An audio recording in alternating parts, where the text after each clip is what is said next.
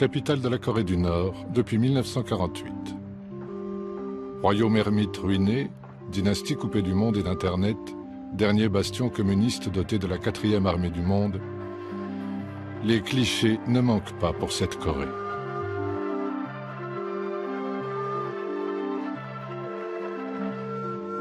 Mais que savons-nous vraiment de ce pays? Sinon qu'en fait, il y a deux Corées.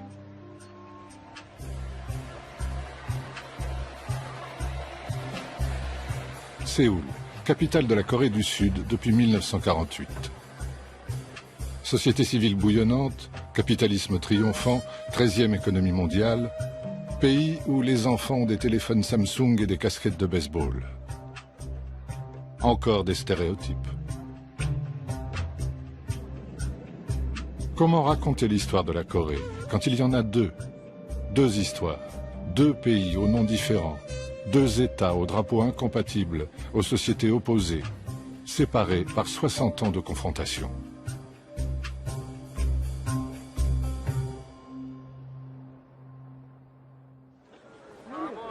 Les championnats du monde de taekwondo montrent une autre Corée du Nord. 800 sportifs de 80 pays sont présents. Mais pas de Coréens du Sud. Ils n'ont pas le droit de se rendre chez le frère ennemi. Ils ne peuvent pas voir le nouveau Pyongyang avec ses portables, ses échoppes, ses échanges et même ses publicités. Entre Sud et Nord depuis 3 générations, toute rencontre, tout coup de téléphone, toute lettre est une affaire d'État.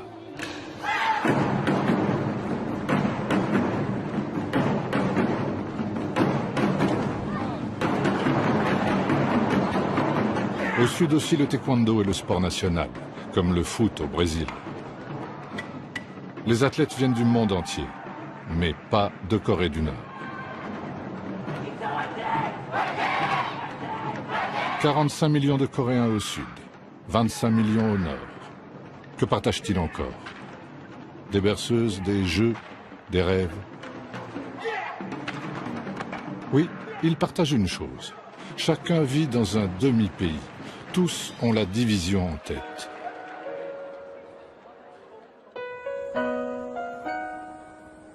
Depuis 1945, la DMZ, zone démilitarisée, ultra-militarisée, sépare la nation coréenne comme une immense blessure de guerre.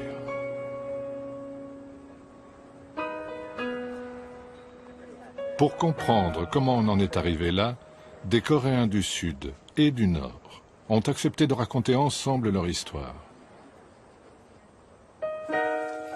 Ils le font pour la première fois dans ce film. À cause de la DMZ, la plupart n'ont jamais pu se rencontrer.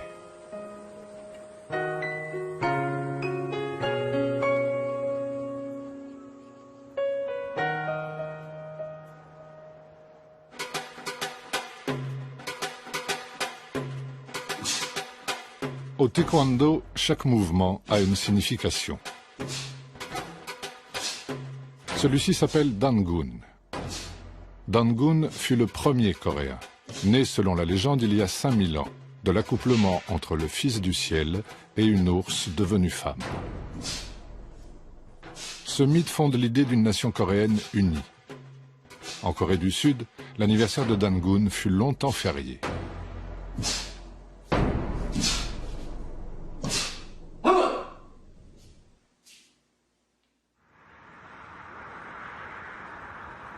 Corée du Nord, plaine de Pyongyang.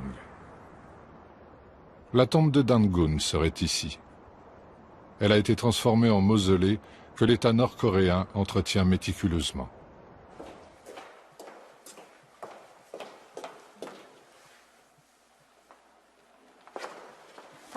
Ici, nous avons la boîte qui contient l'esprit de Dangun. Nos ancêtres ont créé des traditions autour de la figure fondatrice de Dangun. Tous les visiteurs viennent ici et réalisent que nous sommes un seul peuple descendant de Dangun, qui doit être réunifié. Nous parlons la même langue, nous habitons le même territoire, ça fait réfléchir.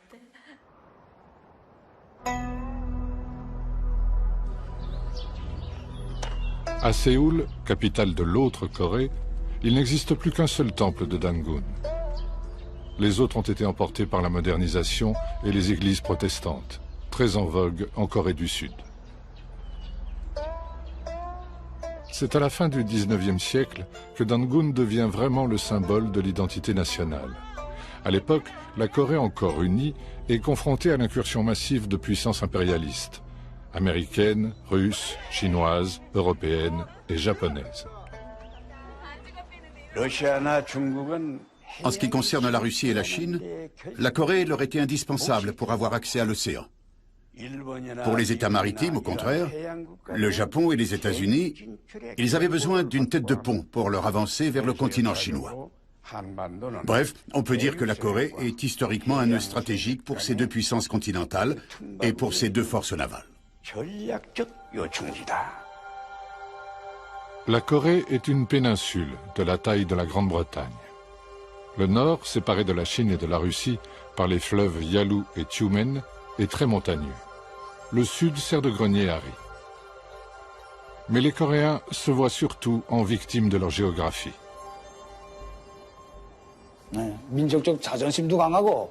Oui, notre nation a un sens aigu de la dignité nationale et de la fierté. Nos ancêtres étaient courageux dans les batailles contre les agresseurs étrangers. Ils étaient patriotes, courtois et sages.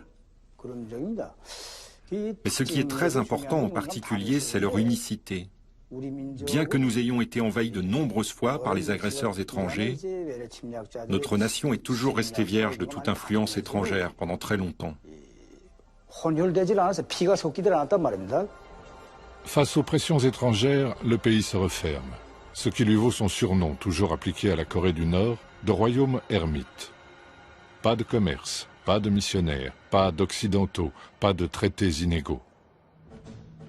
En 1905, le Japon l'emporte sur la Russie. En 1910, il transforme le pays en colonie. L'Amérique laisse faire, se contentant des Philippines en contrepartie.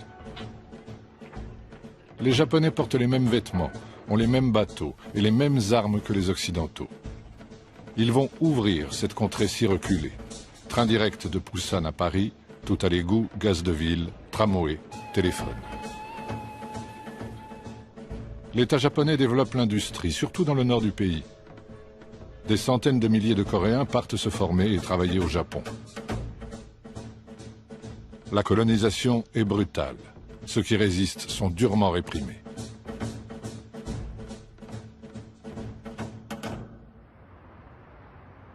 La mairie de Séoul est un des principaux vestiges de l'occupation japonaise. À l'époque, Séoul est la plus grande ville du pays.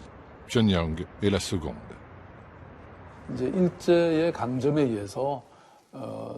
Sous la colonisation japonaise, Séoul a été modernisé de force. Cela n'a pas été naturel, ça n'a pas été une transition souple, ça a été imposé. Séoul n'a pas été capable d'avoir une croissance équilibrée, ce qui est très regrettable. Ce que retiennent les Coréens d'aujourd'hui, c'est la volonté japonaise d'annihiler leur identité. J'étais à l'école primaire dans un village montagneux de la province de Gangwon, qui est sur la côte Est. Même nos noms. Ils nous obligeaient à changer nos noms en japonais. Donc, nous devions utiliser des noms japonais à la place de nos noms coréens.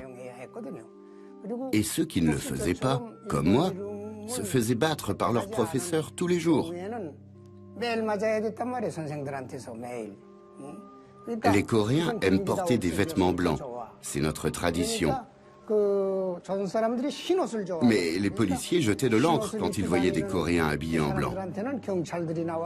Ça a été appréciable de voir disparaître ces choses. Vraiment, les colonisateurs japonais ont tenté de priver les Coréens de leur identité nationale.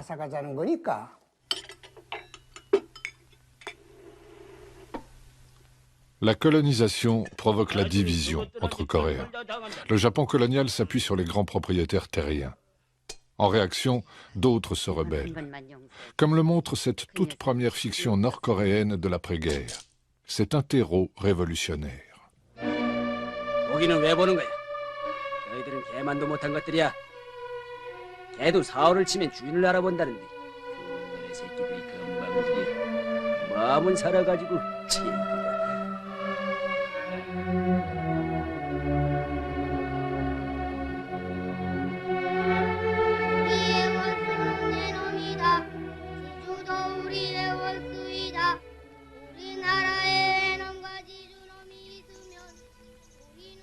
D'un côté, voilà donc des Coréens recrutés de gré ou de force dans la police et l'armée japonaise.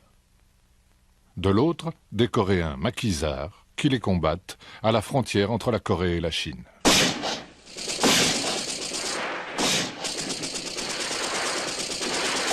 Un des résistants les plus connus s'appelle Kim Il-sung.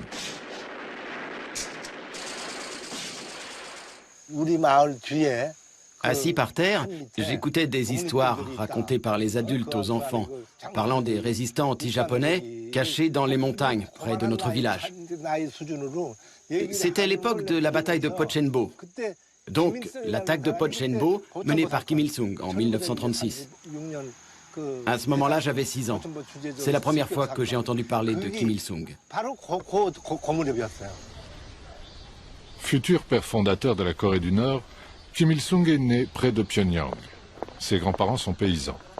En 1920, son père, nationaliste et chrétien, a fui en Chine. Là-bas, Kim Il-sung milite avec la gauche nationaliste coréenne, adhère au Parti communiste chinois, avant de devenir un des chefs de la résistance anti-japonaise en Mandchourie. Sa maison natale est devenue un lieu de pèlerinage. Sa vie, une matière obligatoire pour tous les écoliers nord-coréens. 14 years old Comrade Kim Il-sung.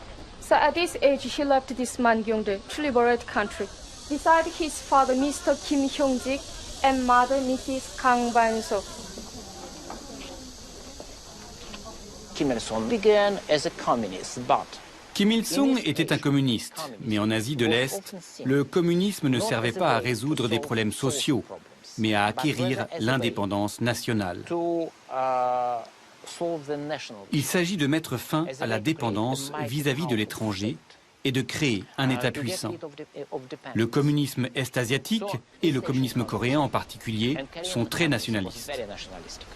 This Mangyongdae not only native house, Comrade Kim Il-sung. It is our people's house. It is homeland of our revolution.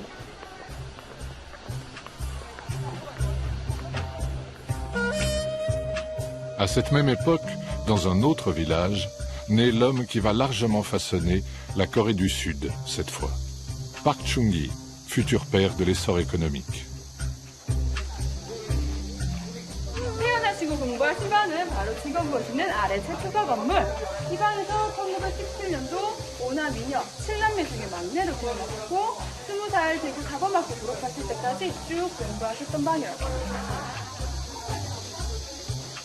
Park Chung-hee commence comme instituteur portant l'uniforme et le sabre japonais.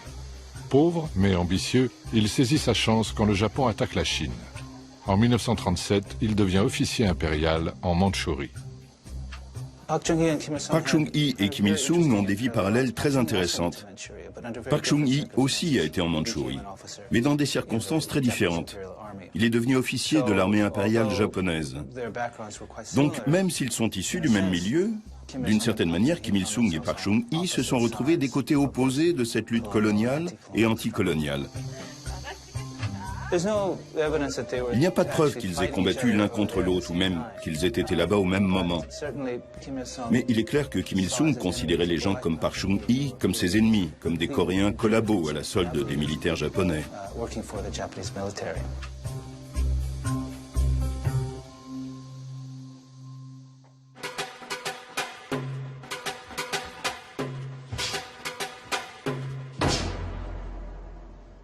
Ce mouvement s'appelle Sam-il. Il célèbre le début de la sanglante lutte des Coréens pour leur indépendance.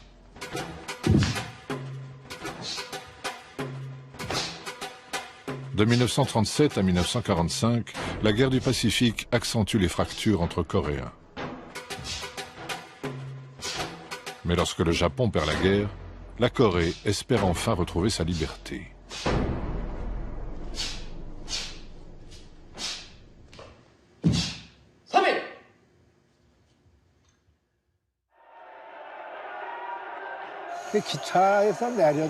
Quand je suis descendu du train, place de la gare, un monsieur a sorti quelque chose de sous sa veste et a crié « Vive l'indépendance de la Corée ». Quand je l'ai vu plus attentivement, j'ai vu que c'était le drapeau coréen. C'était la première fois que je voyais le drapeau coréen.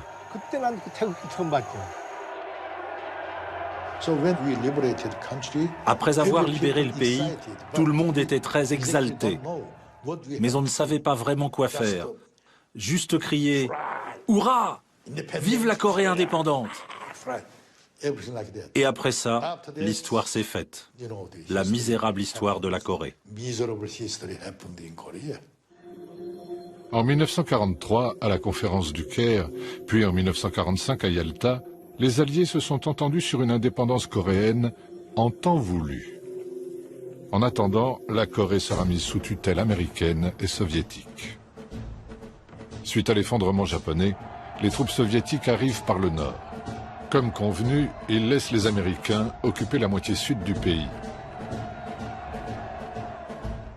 Deux diplomates américains dessinent à la va-vite une ligne de démarcation nord-sud, le long du 38e parallèle, afin de récupérer Séoul en zone américaine.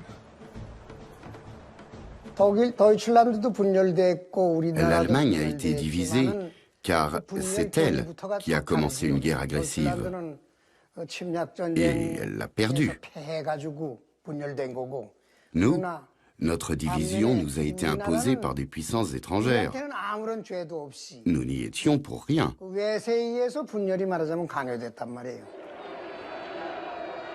Au sud, un exilé du nom de Syngman Rhee prend le pouvoir avec le soutien des États-Unis.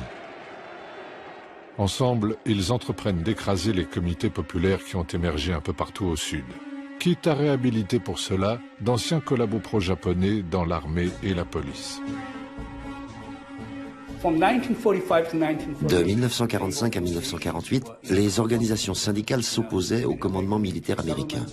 Les fermiers se révoltent contre la présence américaine, qui échoue en particulier à distribuer correctement la nourriture ou à faire avancer la réforme agraire. L'opposition ouverte entre gauche et droite se radicalise. La tension est très forte et finalement le commandement militaire américain a pris fait et cause pour la droite. La répression fera des dizaines de milliers de victimes.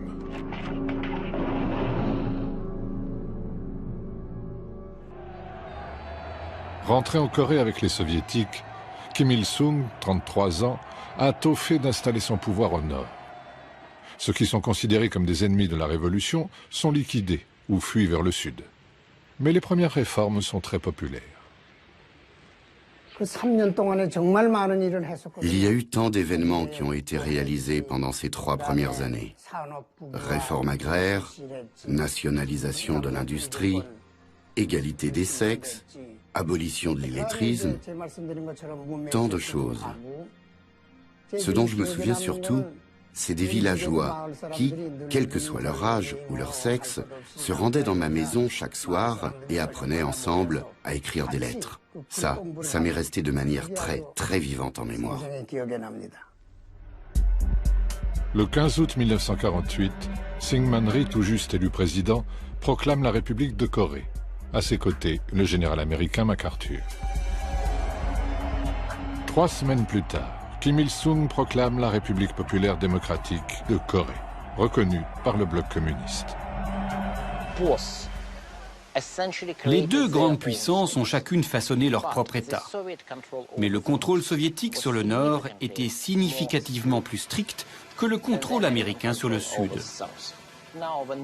Maintenant que les archives ont été déclassifiées, nous savons que la plupart des déclarations des hommes politiques nord-coréens devaient être préapprouvées par l'ambassade ou le gouvernement soviétique. La constitution nord-coréenne a été corrigée par Staline lui-même.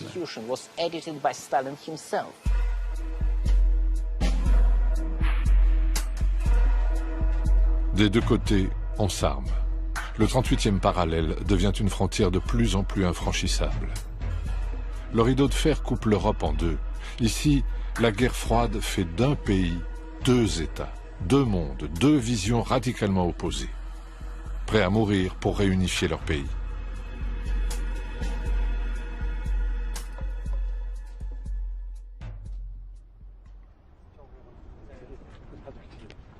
La guerre de Corée a commencé le 25 juin 1950. Pour les Coréens du Nord, ce sont les États-Unis les fauteurs de guerre. Après avoir mis la main sur le Sud, l'armée américaine a décidé d'envahir le Nord, puis de chasser Mao et les communistes qui ont conquis la Chine. Mais soutenu par les frères soviétiques et chinois, Kim Il-sung a vaillamment dirigé de ce bureau les armées du Nord, infligeant aux envahisseurs une défaite humiliante.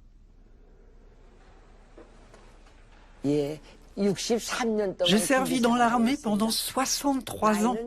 J'ai 84 ans. La guerre de Corée a été causée par les impérialistes américains. Mais notre peuple s'est battu pour la réunification.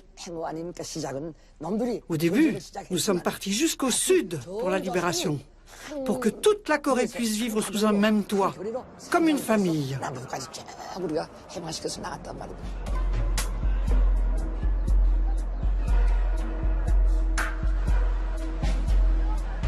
En Corée du Sud, l'imposant mémorial de la guerre raconte l'autre version de cette histoire. Le 25 juin 1950, après avoir finalement obtenu la permission de Staline et de Mao, Kim Il-sung attaque le Sud pour imposer une réunification par les armes sous un régime communiste.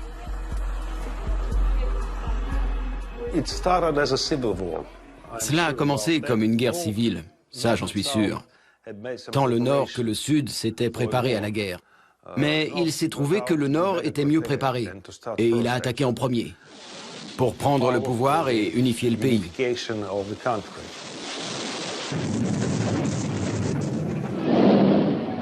Ensuite, c'est devenu une guerre internationale. Le conflit s'est inscrit dans la guerre froide, avec d'un côté l'URSS et la Chine, et de l'autre côté les États-Unis et les Occidentaux. Pendant l'été 1950, presque toute la Corée du Sud est envahie par ceux qu'on appelle les Rouges, sauf la région de Pusan, dans le sud-ouest. Ensuite, avec l'aide massive des troupes américaines et onusiennes, l'armée du Sud reprend Séoul, puis progresse toujours plus au nord afin de conquérir l'autre côté.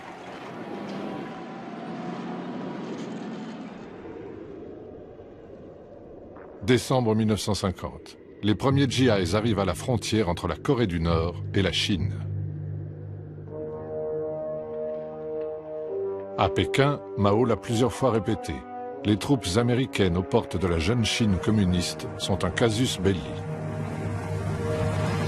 Quand les États-Unis ont attaqué notre pays, la Chine nous a envoyé ses fils et ses filles, et même le fils du président Mao. On pensait qu'une Corée du Nord plus puissante grâce à notre soutien empêcherait les Américains et les Sud-Coréens de s'approcher de notre frontière. Connaissez-vous le chant de l'armée des volontaires? Vaillants et remontés, franchissons le fleuve Yalu. Défendons la paix et la patrie. C'est pour protéger chez nous. Des centaines de milliers de volontaires chinois prennent la relève des Nord-Coréens épuisés. Le fils aîné de Mao sera tué au front.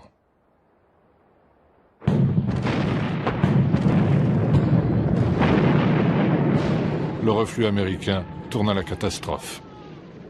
Les GIs qui ne sont pas submergés par les vagues de soldats chinois gèlent sur place. Là où ils le peuvent, ils embarquent hommes et matériels et quelques milliers de réfugiés coréens en haillons. Le port était surencombré de tous ces habitants de l'agglomération de Wonsan. Et tout le monde ne pouvait pas monter à bord. Moi, comme j'étais tout seul, je pouvais monter sur le navire à la sauvette. Je croyais que je pourrais rentrer au bout d'une semaine.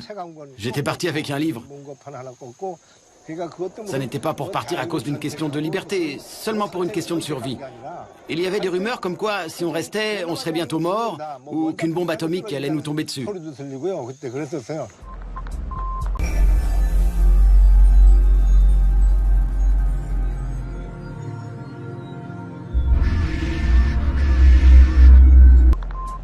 Car c'est dans ce chaos que l'arme nucléaire apparaît pour la première fois en Corée.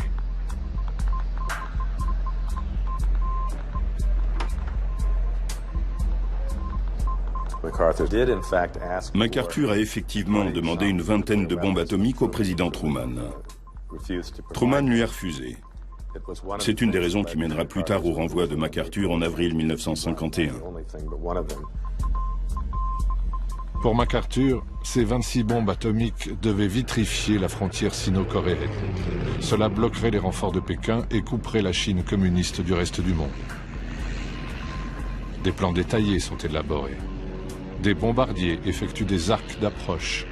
Ils lâchent même des leurres au-dessus du Nord pour tester leurs impacts. J'imagine ce que c'était que d'observer depuis les bunkers nord-coréens ces bombardiers B-29 arrivés du Japon, sans savoir s'ils allaient lancer une vraie bombe atomique ou une fausse. Pour éviter une troisième guerre mondiale, l'option nucléaire est abandonnée. À l'été 1951, le front se stabilise plus ou moins à son point de départ. La guerre devient une guerre de tranchées. Pour faire plier la Chine et la Corée, le bombardement systématique du Nord commence. L'US Air Force a répertorié les destructions par bombardement. Les chiffres sont clairs. En moyenne, elles étaient plus importantes en Corée du Nord qu'au Japon et en Allemagne pendant la Seconde Guerre mondiale. Les Coréens du Nord ont perdu très tôt le contrôle du ciel. Alors ils ont commencé à s'enterrer. On trouvait sous terre des industries, des écoles, des usines et même des pistes de décollage.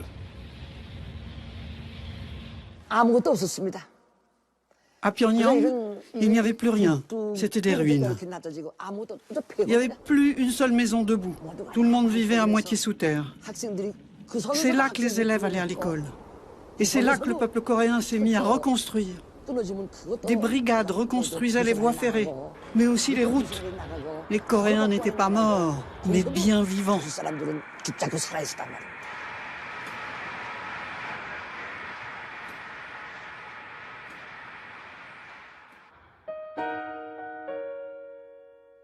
La Corée du Sud est tout aussi ravagée.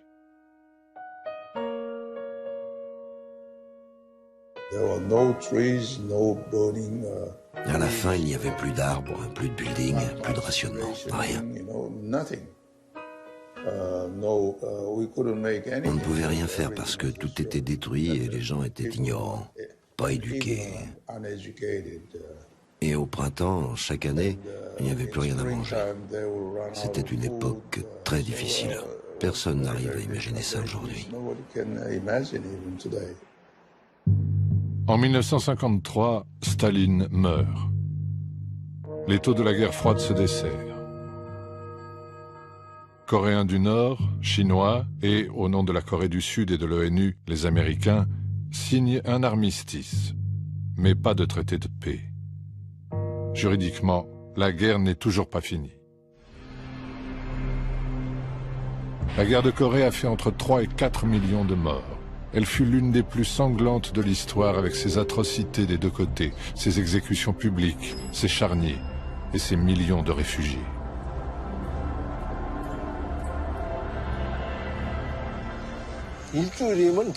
Je suis donc arrivé à Busan, en Corée du Sud, en me disant que je rentrerai chez moi après une semaine. Voilà 60 ans que je vis ici.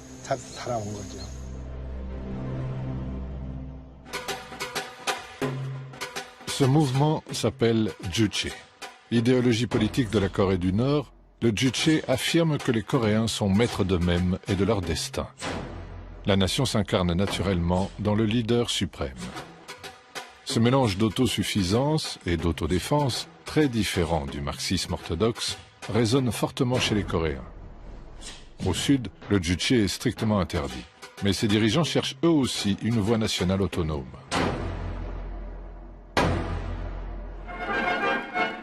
Пхеньян сегодня – это трудовой энтузиазм народа. Город и восстанавливается, и продолжает расти. Для многих тысяч школьников построены новые школы. Après-guerre, la Corée est un des pays les plus pauvres du monde. Au nord, les grands protecteurs, URSS et Chine, poussent à une reconstruction rapide. Le Nord était un paradis pour les pauvres. C'était un monde fait pour le peuple. Et le Sud était celui des propriétaires terriens et des capitalistes. C'est pourquoi les pauvres, comme mon père, ont préféré venir au nord. Il était né dans une famille de pêcheurs pauvres. Il n'avait pas de travail fixe. Ensuite, pendant la guerre, il a rejoint l'armée volontaire, il s'est battu, puis est allé à l'université.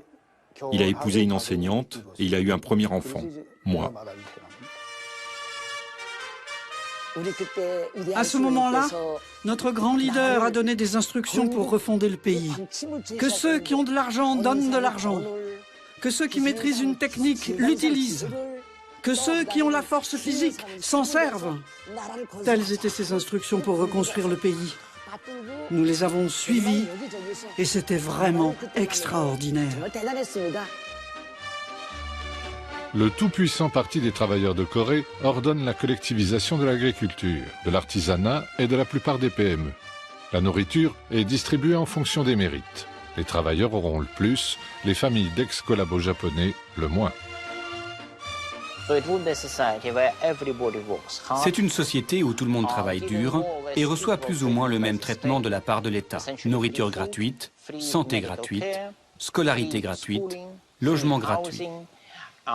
On y trouve des officiels qui savent tout et surtout, il y a un grand leader qui est un génie, qui est au-dessus de tout le monde, un demi-dieu qui dirige cette société merveilleuse. Cela convenait très bien à la majorité des Coréens. Et je crois que pendant longtemps, le projet nord-coréen a été nettement plus populaire que le projet sud-coréen. C'était une utopie agricole, le paradis des paysans. La Russie fournit des usines. La Chine, hommes et matériaux. L'Allemagne de l'Est reconstruit une ville entière. La Tchécoslovaquie offre des bus. La solidarité socialiste joue à plein, car la Corée reste une vitrine. Les États-Unis avaient dit que nous ne serions pas capables de reconstruire notre pays avant 100 ans. Mais dès la fin de la guerre, notre peuple, tous ensemble, on a été capables de reconstruire notre ville en 10 ans, à partir du projet qui avait été conçu auparavant. En adoptant ce modèle stalinien, le régime nord-coréen a bien sûr été dès le début très répressif et ne tolérait aucune critique. Mais je pense qu'il y a eu à l'époque un esprit collectif réel et sincère. Ils ont aussi bénéficié du fait que l'industrie coloniale était essentiellement dans le nord du pays. Alors que la Corée du Sud a reçu en termes absolus beaucoup plus d'aide que le nord, la Corée du Sud n'a pas été capable d'utiliser cette aide, contrairement à la Corée du Nord. Et à la fin des années 1950, il y avait une sorte de miracle économique. Il est probable que la Corée du Nord avait le plus haut taux de croissance industrielle au monde. Seoul today has regained much of its former stature among the national capitals of the world. Where snipers once hid, the housewives of Seoul calmly do their shopping. Yet the task of reviving Korea completely, or even of Seoul alone, is still far short of completion. More than 1 million homeless people remain. Nearly 100,000 orphans must be cared for.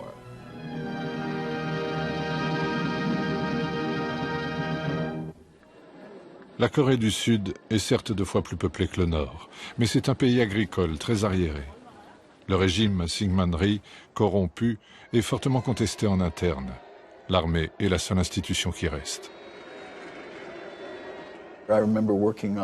Je travaillais sur les questions de développement économique. La Corée était décrite comme un cas désespéré, sans ressources naturelles, corrompu. Et ce qu'il y a de plus drôle a posteriori, c'est qu'elle semblait murée dans un confucianisme qui enseigne aux messieurs à ne pas travailler, à s'habiller en blanc et à porter les ongles longs pour afficher leur mépris du travail manuel. Voilà la perception de la Corée d'il y a 50 ans. Cela a pris du temps avant que quiconque ne devienne optimiste sur l'avenir de ce pays.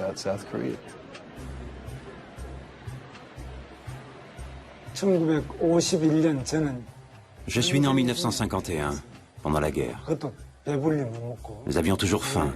Nous étions en loc, on était malades. Et si on était malade, il n'y avait aucune chance de pouvoir aller dans un hôpital, car il n'y en avait pas.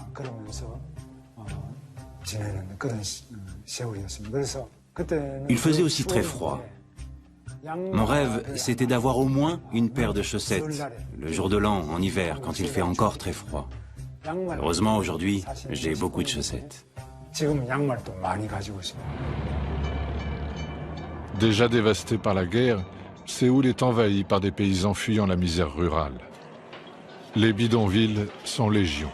Les grands ensembles poussent partout, symbole de ce nouveau modèle urbain à l'occidental.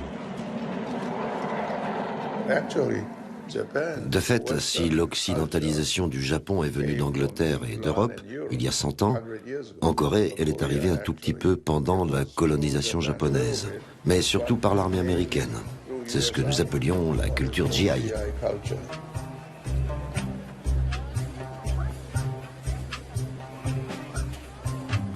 Ceux qui croient en leur pays sont les premiers entrepreneurs sud-coréens. Hyundai, qui signifie moderne, commence sa fortune en approvisionnant l'armée américaine. L'État passe des commandes de reconstruction. La main-d'œuvre venue des campagnes est prête à travailler 7 jours sur 7 tant qu'elle est nourrie. En 1960, d'énormes manifestations étudiantes renversent Syngman-rhee. Un court instant, une démocratie brouillonne s'impose. Mais un an plus tard, un général presque inconnu, Park Chung-hee, y met fin, craignant que Kim Il-sung profite de la situation. La junte au pouvoir parle de révolution. Elle veut industrialiser le pays à marche forcée. Relancer l'économie, c'est être capable de se défendre lors d'un prochain conflit. Au moment de notre révolution militaire, le président Park Chung-hee était un général 2 étoiles. Je l'ai bien connu. Il était très rigide, austère et patriote. On ne trouve plus de gens comme ça aujourd'hui.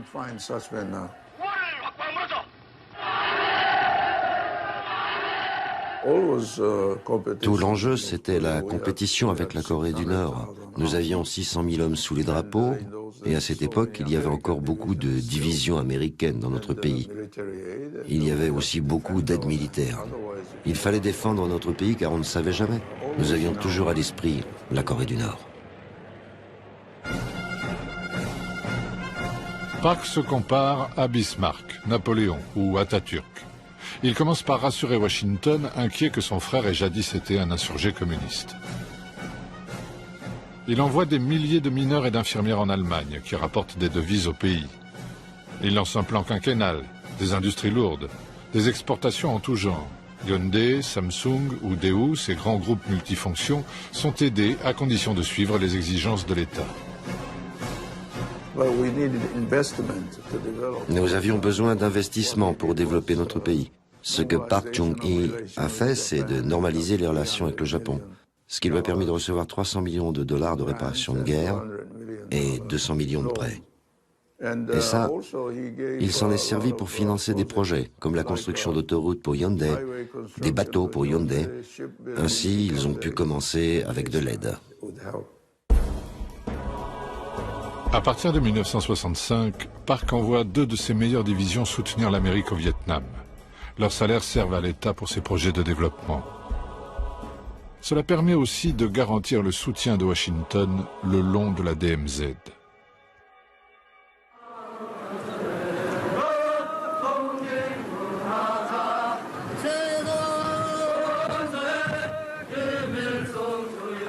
Au nord, l'omniprésent Kim Il-sung a assis son pouvoir interne en éliminant les factions pro-soviétiques et pro-chinoises. Son objectif, ne plus dépendre des grands voisins. La rivalité sino-soviétique est la meilleure chose qui lui soit arrivée. Elle lui a permis d'obtenir des financements fréquents de la Chine et de la Russie en récompense de sa neutralité. Il a très bien joué de l'un contre l'autre. C'était une politique excellente, il était un maître de la manipulation, et ce fut, je dirais, un très grand succès. Cette volonté farouche d'autonomie fait de lui un héros des pays non alignés. Indonésie, Yougoslavie, Madagascar ou encore le Cambodge, dont le roi passa 2 ans en exil à Pyongyang. La politique, l'idéologie ici, ce n'est pas le marxisme-léninisme, ce n'est même pas le communisme, c'est le Kim Il-sungisme qui est caractérisé par le juche. Le juche, ça veut dire compter sur soi-même, sur ses propres ressources, sur ses propres efforts, sur ses propres sacrifices pour développer, défendre le pays. C'est ça qui est beau. Pendant 20 ans, l'économie planifiée tient ses promesses. Même la CIA est impressionnée par le nombre d'écoles et la réduction de la pauvreté. Les riches matières premières, fer et charbon notamment, s'exportent jusqu'au Japon et en Europe. Mais progressivement, le modèle se grippe. Officiellement, l'embargo américain est coupable de tous les problèmes. Mais dépenses improductives et déboisement des campagnes qui provoquent l'érosion des terres marquent aussi les limites de ce système monolithique et ultra centralisé.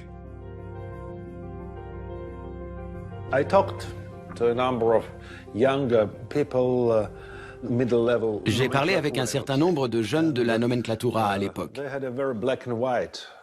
Ils avaient une vision très manichéenne du monde. Voici les qualités qui étaient privilégiées pour faire carrière dans le système nord-coréen. Être sincère dans la conviction que la cause est juste, refuser tout compromis avec l'ennemi, être prêt au sacrifice, tenir une ligne très dure, ne pas hésiter, être obéissant. C'est comme ça qu'on faisait carrière.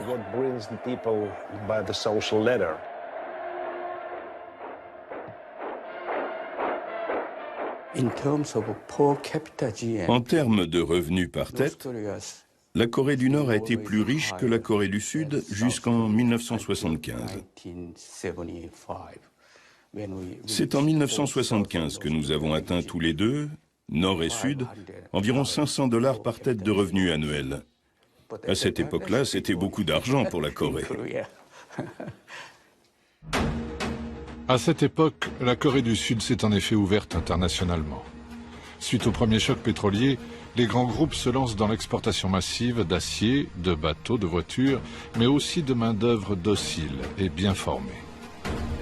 Hyundai envoie 160 000 travailleurs au Proche-Orient, ces chantiers lui rapportant jusqu'à 10 milliards de dollars par an.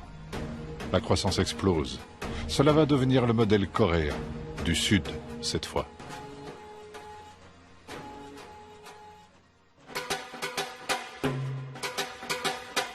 Ce mouvement s'appelle Tong-il, réunification. C'est le souhait du peuple coréen depuis 1945. Guerre de Corée et guerre froide ont rendu impossible l'unification par les armes. Mais pour se rapprocher, encore faut-il se rencontrer, se parler, réfléchir à une solution.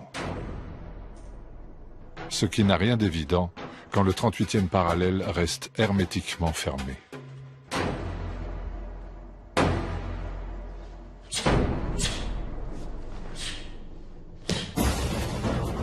De 1953 à la fin des années 60, le conflit en Corée menace de reprendre à tout moment.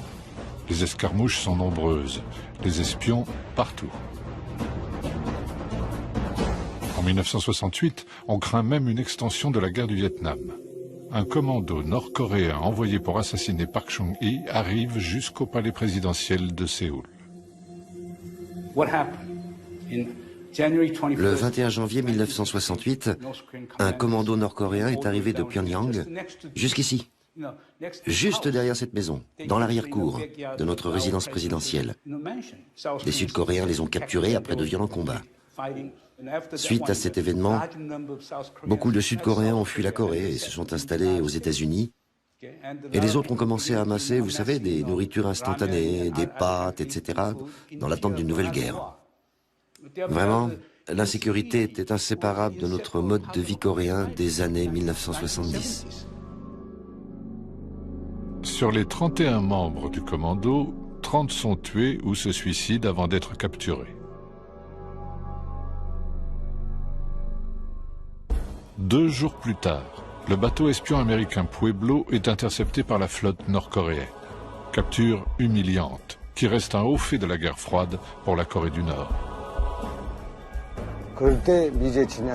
Les Américains essayaient à nouveau d'occuper notre pays. C'est pour cela qu'ils avaient envoyé le bateau espion Pueblo, mais il a été capturé par notre marine héroïque. Après 1 an, nous avons libéré l'équipage du bateau, ce qui signifie que l'affaire Pueblo était au cœur de l'actualité pendant toute cette année. C'était ma première année au service militaire. Toutes ces scènes ont été filmées à l'époque. Elles se trouvent dans les archives ici. Parmi les soldats qui ont été libérés, il y en a un qui avait peur d'être à nouveau attrapé. Il regardait tout le temps derrière lui, provoquant l'hilarité générale. Il y a beaucoup de scènes drôles de cette libération.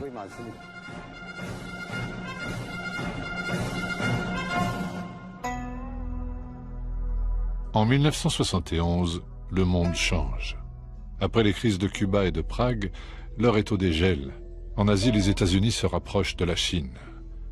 Le président Nixon, protecteur de la Corée du Sud, rencontre Mao, allié de la Corée du Nord. Craignant de faire les frais de ce rapprochement, Park Chung-hee décide d'envoyer le chef de la redoutable KCIA, les services secrets sud-coréens, rencontrer Kim Il-sung. Kim Il-sung envoie en retour son propre frère à Séoul. Les contacts sont top secrets, jusqu'à une grande conférence de presse qui surprend tout le monde. 남북 공동성명 첫째, 통일은 외세에 이존하거나 외세의 간섭을 받음이 없이 자주적으로 해결하여야 한다. 둘째, 서로 상대방을 반대하는 무력 행사에 이거하지 않고 평화적 방법으로 실현하여야 한다.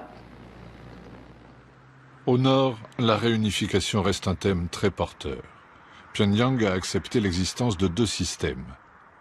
Comme le montre cette fresque, Kim Il-sung propose dès 1970 un État fédéral pour chapeauter nord et sud, si différents. C'est ce que promeut sa diplomatie à travers le monde. Ce premier contact durable et de haut niveau provoque une vague d'espoir immense. Croix-Rouge du Nord et du Sud se rencontrent dans les deux capitales. Un téléphone rouge est installé. Mais malgré ces efforts, chaque côté continue aussi de se renforcer.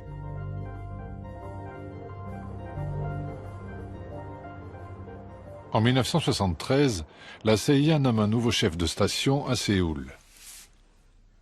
Son contact local était le bras droit de Park Chung-hee, Lee Woo-rak lui-même. Je l'ai appelé. Alors, comment c'était d'être en face de votre ennemi de toujours? Et il m'a dit, c'est un homme très fort. C'est un sacré bonhomme. Il est le seul à décider. Il était très positif. Lee Woo-rak voyait les contrôles que Kim Il-sung exerçait sur son peuple comme quelque chose de positif. Il est revenu voir Park Chung-hee et lui a dit, si nous voulons discuter avec eux d'égal à égal, nous devons nous aussi imposer des contrôles comme ça chez nous. Lee Woo-rak a rapporté de sa rencontre avec Kim Il-sung le pire des messages. Dans la foulée, Park Chung-hee promulgue en effet une nouvelle constitution taillée sur mesure, se déclare président à vie et renforce la répression. Dans ces années-là, 1970, 1971, j'ai été arrêté par la police. J'ai été emprisonné dans la maison de détention. En ce qui me concerne, j'ai connu toutes les salles de torture qui existaient. Celle de l'armée, celle des services secrets, la KCIA, celle de la police, et même une salle secrète de torture. La cible la plus célèbre du régime est Kim Dae-jung. Cet opposant de gauche, très populaire, a failli remporter les précédentes élections contre Park Chung-hee. Kim Dae-jung survivra à plusieurs tentatives d'assassinat et deviendra un grand homme d'État. Mais la réalité violente de la péninsule a tôt fait d'emporter les rêves d'un rapprochement rapide. En 1974, lors d'un discours de Park, un homme a tenté de tuer le président. Son garde du corps réplique. Madame Park est tuée par une balle perdue. Le Sud accuse le Nord d'être derrière le meurtre. La peur est de retour.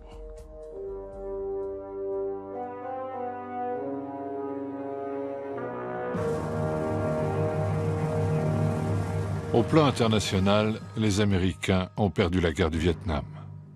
Qui sait, peut-être vont-ils un jour retirer leurs missiles nucléaires déployés depuis 1958 en Corée du Sud. Park Chung-hee décide de doter son pays de la bombe atomique.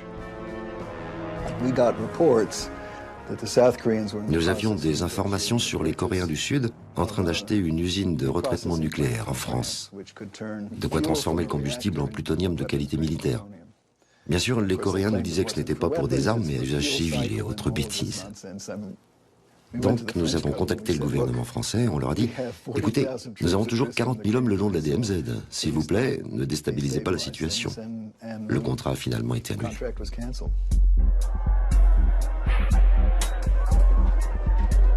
Puis, c'est au tour de Park Chung-hee d'être assassiné, par son propre chef des services secrets.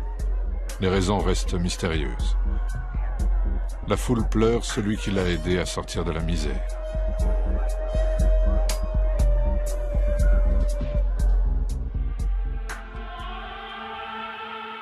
Pour assurer la continuité du pouvoir, Kim Il-sung a commencé à former Kim Jong-il, son fils aîné, pour lui succéder un jour. Ce système dynastique choque les alliés communistes, mais paraît normal dans le système du Juche. En 1985, les toutes premières réunions de familles séparées depuis la guerre de Corée marquent une petite avancée. Le Nord livre aussi du riz après des inondations au Sud, ce qui n'empêche pas des attentats épisodiques, mais très violents contre le gouvernement militaire de Séoul. Globalement, le Nord paraît stable. C'est le reste du monde qui change. Après avoir rencontré Gorbatchev la première fois, je crois que c'était en octobre 1986, Kim Il-sung est rentré chez lui avec la conviction que tout cela n'allait pas bien se terminer. Il se sentait seul. Il était assez expérimenté pour comprendre que personne n'allait le défendre une fois que le système socialiste allait changer.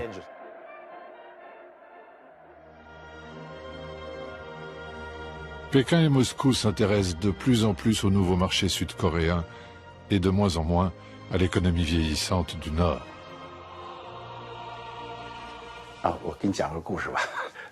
Je vais vous raconter une histoire vraie. Mao avait offert des chasseurs MiG-25 à la Corée du Nord. Après un certain temps, il fallait faire une révision générale de ces avions. Mais à cette époque, la Chine s'était déjà convertie à l'économie libérale. L'usine chinoise leur dit donc « Nous pouvons le faire, mais qui va nous payer ?» La Corée du Nord répond « Les avions ont été offerts, la révision est-elle payante? Sommes-nous encore des frères ?» Un rapport est fait à l'attention de Deng et devinez ce que Deng répond. Maintenant, nous sommes aussi des marchands d'armes. Nous devons faire du business. Les Nord-Coréens se sont vraiment mis en colère.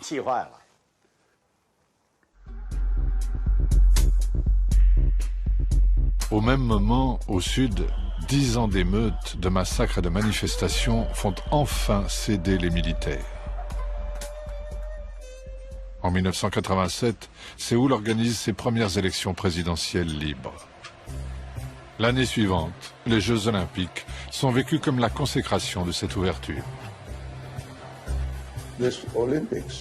Ces Jeux Olympiques ont donné aux Coréens confiance en eux-mêmes et les ont rendus fiers.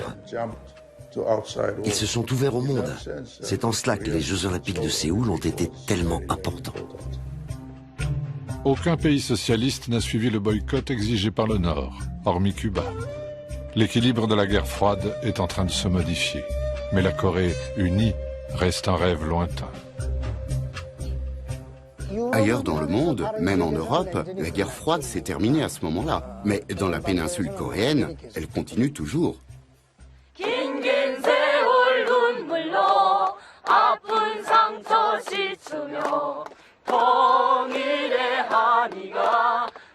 파도쳐 설레이는